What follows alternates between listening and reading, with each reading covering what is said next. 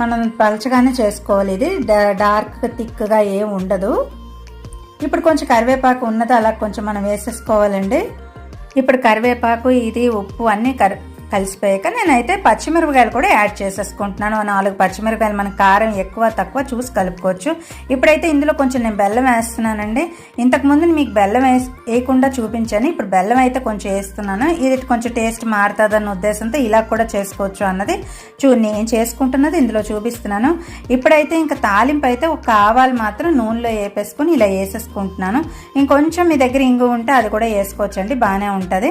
నాకైతే ఇప్పుడు ఆవాలు అయితే వేసేసుకొని ఇందులో తాలింపు ఇంకేం లేదంటే ఉట్టి ఆవాలు వేడి నూనెలో వేసుకొని మనం చిటపట్లు ఆడించాక ఇందులో మిక్స్ చేసేసుకోవడమే. ఇంకా రవ దోశలకు కూడా నేను ఇప్పుడు పెట్టేసుకుంటున్నానండి. ప్యాన్ అయితే పెట్టేసుకుంటున్నాను.